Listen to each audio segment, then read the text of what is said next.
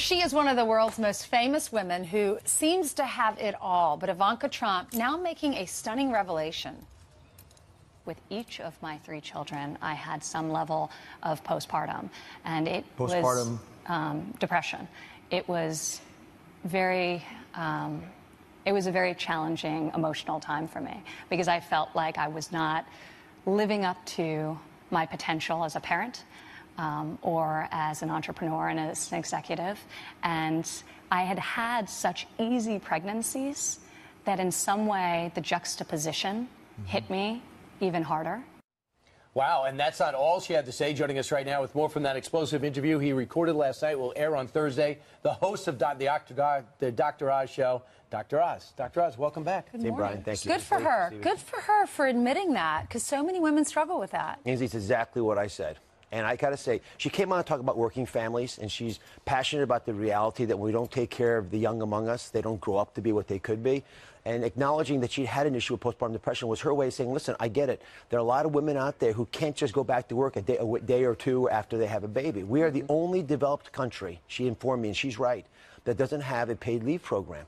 So that's important because later in the show when I had her hold the brain, which I had to do, it's a health show, and just to highlight the fact that when the brain doesn't grow if you don't nurture a young child. Right. So when we take away a mother from a child because they can't get pay or they can't hold on to their job without going back to work in a week or two. But a lot of companies do. If you make more than $100,000 salary in America, you probably have paid leave. You make less than $100,000 in America, 6% of the women get paid leave. And I'm not arguing for a year off, and I don't think she would either. But I do think that giving folks a couple weeks after they've had a baby, supporting them in a way that every other country does. I've had a baby.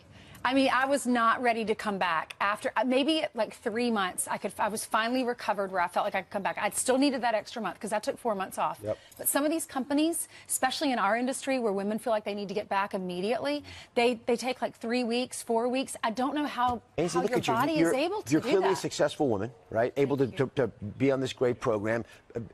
Ivanka said the same thing. Everyone thinks I got it all together. I had a problem. I couldn't have done it. So how can we expect women who have a lot of other pressures in addition to what you guys are facing, including monetary ones, go back? It's part of what needs to happen for working families in America. Sure. And I treasure the fact that she put herself out there on the line. She's poised and she was powerful in it, and she was very authentic in saying, guys, I get it. I've been there. Right. Well, one of the other things you talked to her about is something, and she's introduced some interesting moderate ideas into this particular administration. Here she is talking with you about her relationship with her father. Watch this.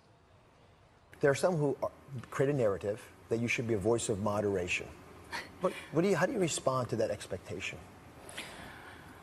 Well, you know, I think that my role, and anyone who works for the President of the United States, their role is to inform, advise, and then ultimately execute.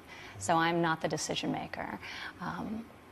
I have my views and I share them candidly, and as a daughter I have the latitude to do that, but I also respect the process that my father is now president, and the American people elected him based on his agenda, and my job isn't to undermine that agenda.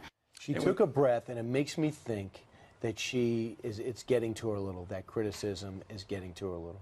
I don't think so. I got to say, I asked several times about the reality that it's hard to be criticized all the time, even for things you're not really responsible for.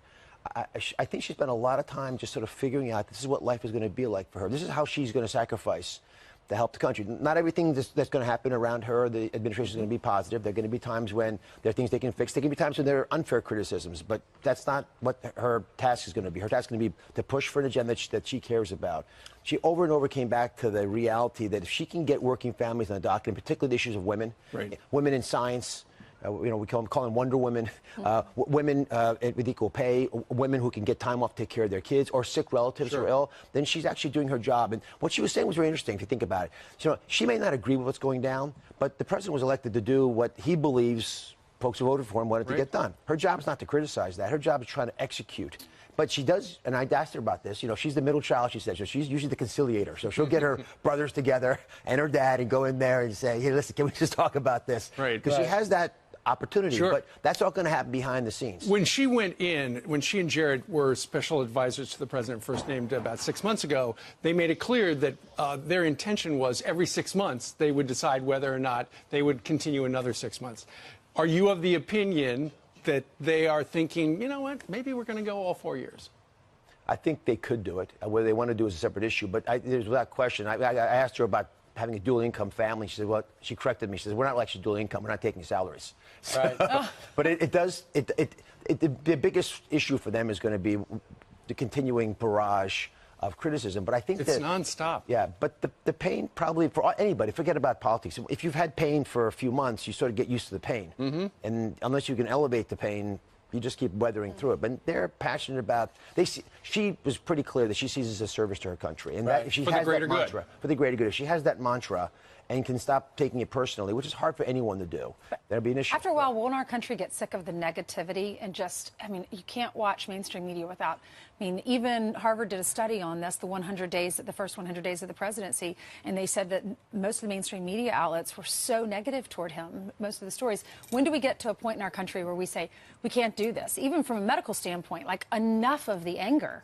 It's detrimental to the well-being of our population. I showed some data that actually Mike Burling polled for us, looking at stress levels in America. 57% of women feel the stress is above what they can deal with. So it's a major influence and not a good one for our country. And you also talked about the opioid epidemic, so that's a very important thing. I know Governor Christie was here talking about that.